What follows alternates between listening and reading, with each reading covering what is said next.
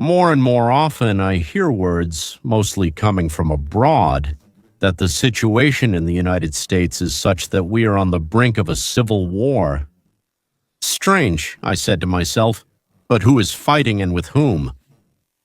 War means weapons, it means two armies, it means supplies, logistics, airplanes, tanks, bombs, and all the rest. So who is fighting whom here?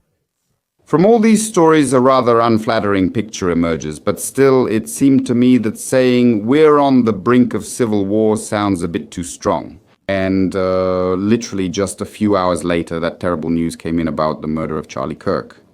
He's a right-wing activist, a supporter of conservative values, who was shot at a rally where he was actually talking about mass shootings. He was a strong friend of Israel. Charlie often spoke out in support of Israel, in support of Israel's right to self-defense, Israel's right to protect itself from its hostile neighbors, and so on. In America, there is also a very strong division growing in society. Trump says that some tough measures are needed to deal with this whole situation, that they need to be tough. Basically, in this area, I don't know. I don't live in America. I'll say it again, I can talk for hours and days about what's happening in Israel, but Americans know better what's happening in their own country. But now we can also see that the situation in America has gotten much worse in this regard, and that's bad. So in the United States, there's a specter of war. At the same time, Sergei has millions of subscribers, and he said several times that he doesn't live in the United States, that we can see things more clearly and so on. But nevertheless, he sees that the situation has gotten much worse. There's also a channel called Stolitsa Mira with 1 million subscribers. America has been living in a state of permanent conflict for many years. It seems like the intensity of passions doesn't drop for even a single day. Society is split into two camps that view each other with hatred, no longer seeing fellow citizens or even humans in their opponents. Rhetoric increasingly labels the other side as enemies, destroyers of the country, or traitors. In this atmosphere, any event or tragedy quickly triggers new anger and accusations. On September 10, 2025, America experienced such an event. During a speech at the Utah Valley University campus, Charlie Kirk was fatally wounded and soon died. Well, we already know that, so let's skip it. But right after that, the same troubling question arises. Indeed.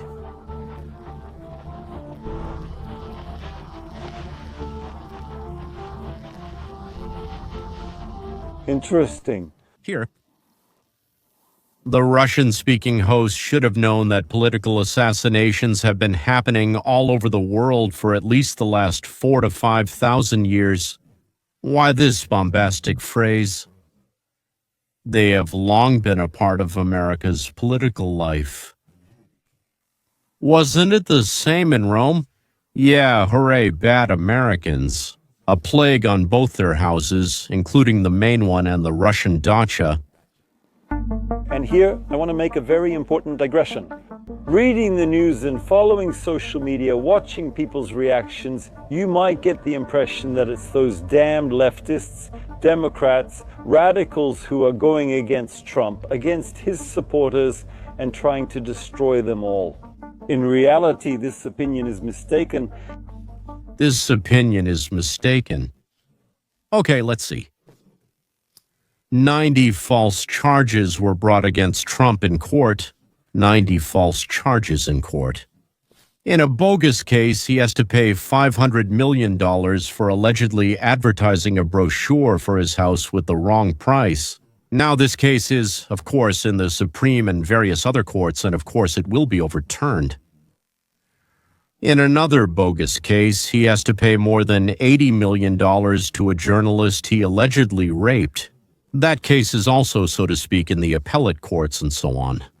Trump was twice the target of assassination attempts, and Clinton and Obama fabricated false accusations against Trump to prevent him from running the country in 2016, 2020. Several of his close associates were imprisoned on false charges.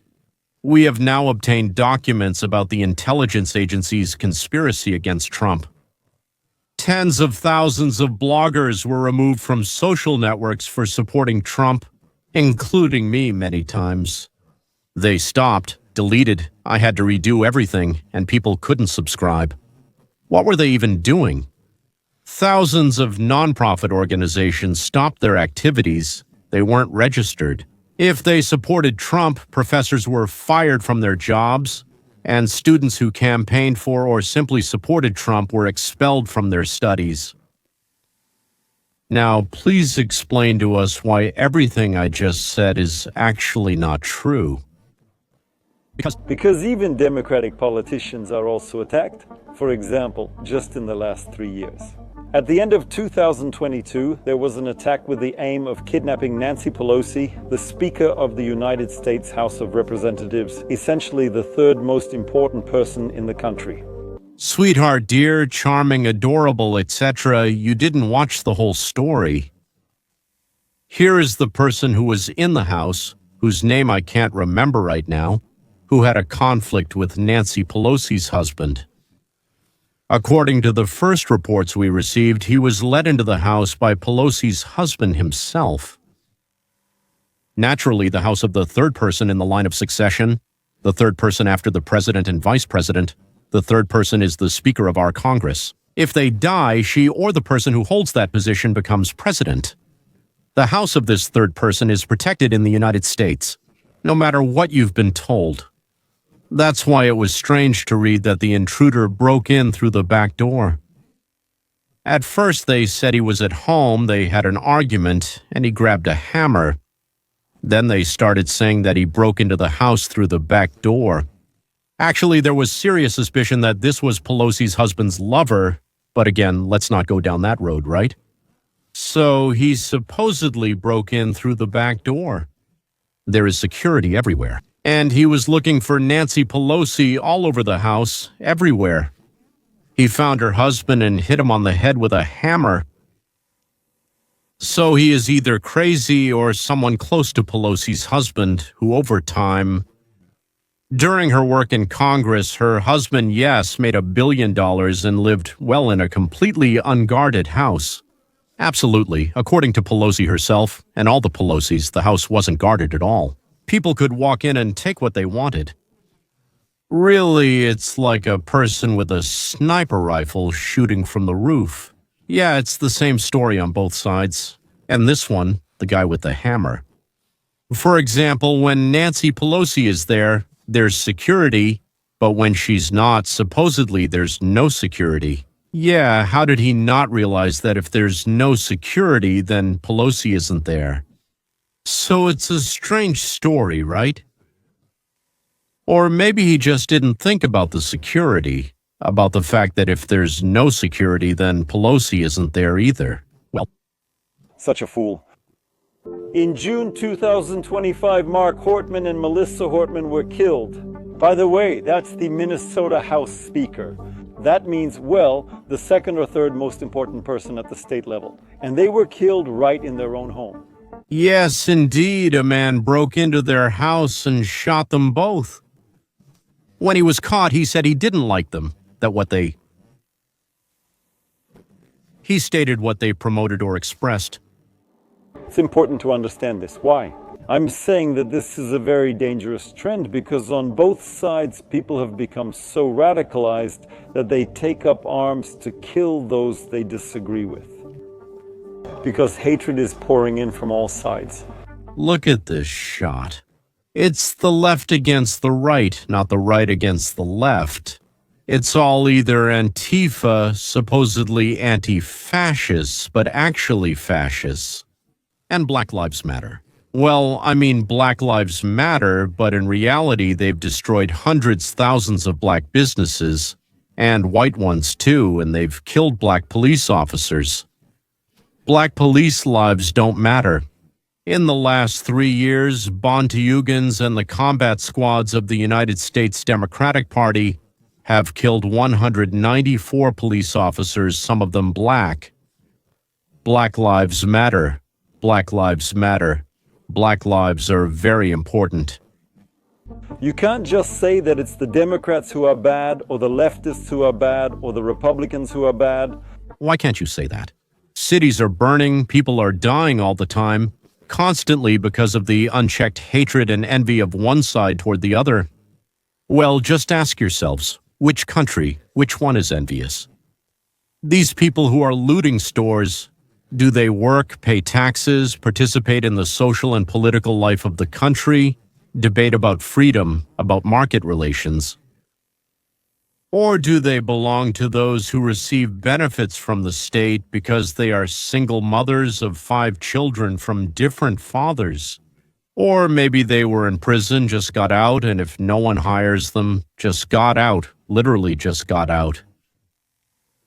Those for whom the Democratic Party passed laws that if you steal less than $900, it's not punishable, or that if you're taken to the police, they just let you go, on your word of honor that you won't steal or kill anymore. These aren't Republicans, gentlemen. These are the ones who, if they vote, usually do it by mail for $20, sometimes for $40, and always for the Democrats. Those who give their votes to the Democrats aren't arrested. Not at all. On August 22, 23-year-old Ukrainian refugee, Irina Zarutska, who had moved to the United States, was brutally murdered on the light rail. The attack happened without any provocation. According to the investigation, she was stabbed by a 34-year-old man right in the train car, but the suspect is Denis Carlos D. Joanne Brown, who had already been arrested 14 times and was released every time. Arrested 14 times and released 14 times. Do you think he's a Republican? Supporters of radical leftist ideas are actually celebrating and rejoicing over the fact that Charlie Kirk was killed. And looking at all this, I can't imagine that they will all just end peacefully.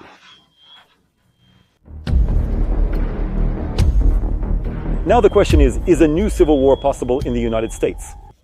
No, in the United States, armies do not control territories and there is no territorial division. But there are alarming symptoms.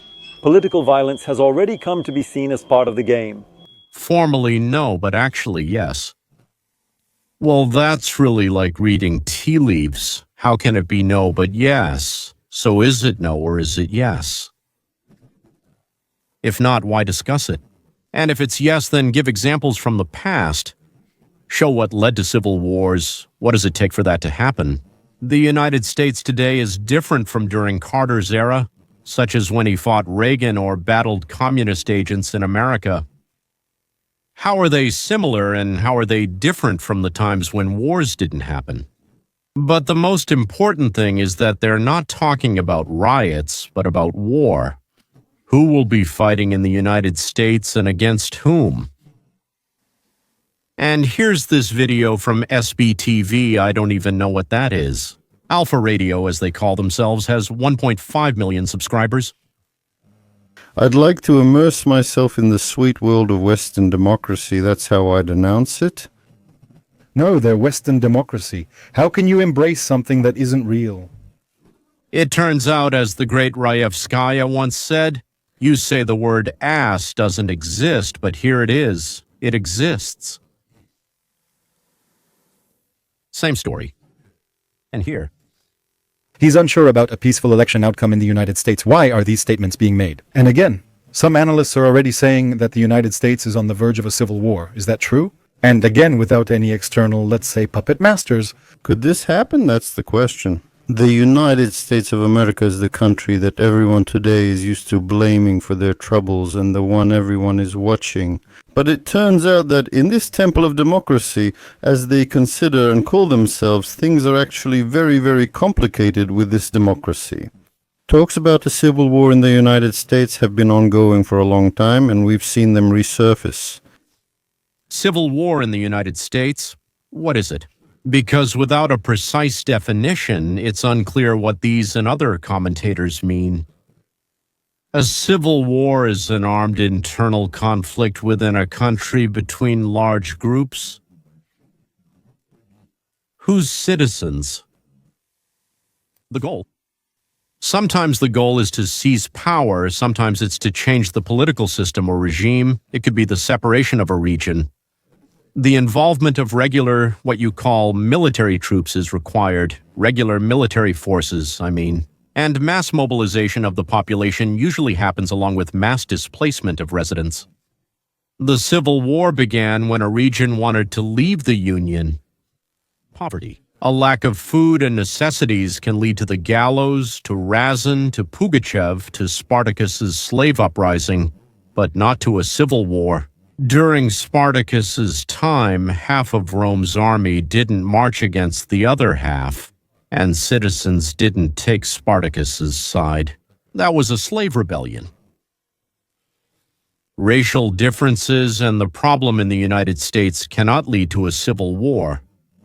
Black soldiers and officers will not go to fight against white soldiers and officers who serve in the same battalions, companies, batteries, and so on. We don't have divisions built on a racial basis so that they would say, we're going to fight for our race. Well, one more thing. In the last elections, it became clear that black people don't support the Democrats. 100%, not 100%. African American men in significant numbers switched to Trump. Who are they going to fight with? With their wives and daughters or what? Of course, you can't fight them. I understand. The army is mostly pro-Trump. The police are almost all pro-Republican and very conservative at that. The police are very conservative, and in police families, they're also very conservative. The National Guard is more like a reflection of American society as a whole, but pro-Republican sentiments still prevail. Who would go to fight against the Army, the National Guard, and the police of the United States of America? Please tell me. Yes, I understand that the Democrats, Obama and Biden, tried to replace the generals and leadership with political allies. It didn't matter whether they were good generals or bad ones. The main thing was that they acted based on political necessity. But people stopped joining the army and began leaving the police. So when Trump returned to the White House, the army and the police experienced what we call a rootaroo. That is, it went through the roof in full swing. So the people who are telling their viewers that a civil war is approaching in the United States, there are two options, haha.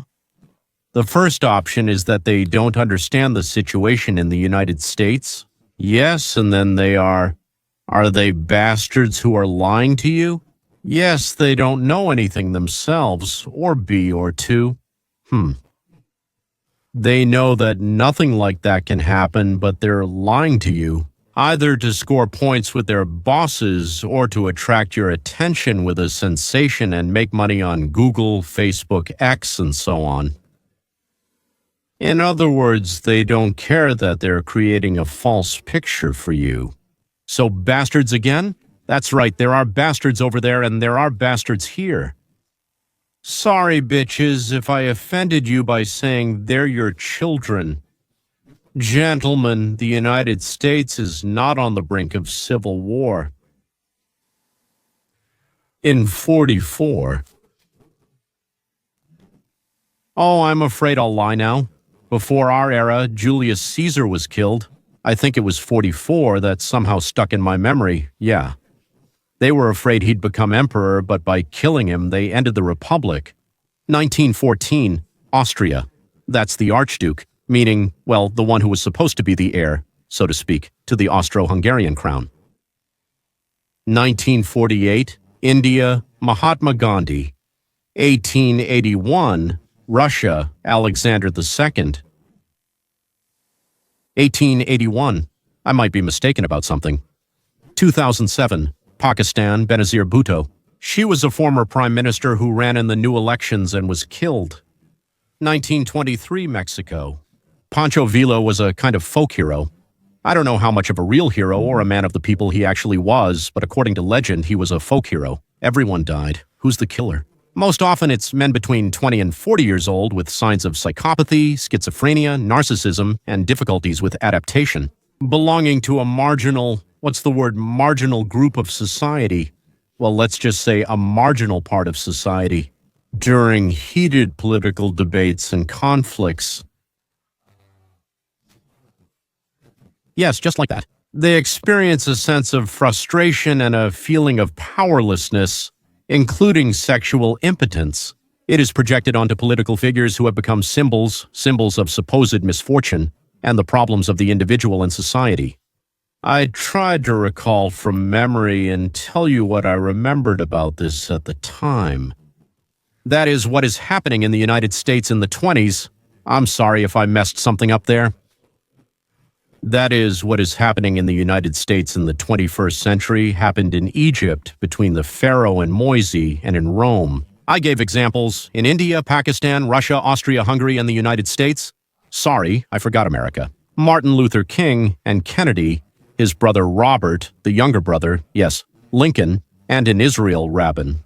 And somehow I don't remember that after the deaths of Kennedy, Rabin, Lincoln.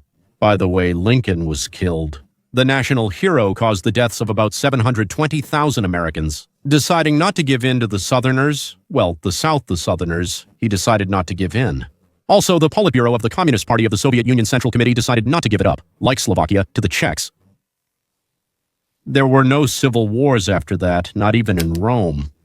So the rumors of our death are greatly exaggerated,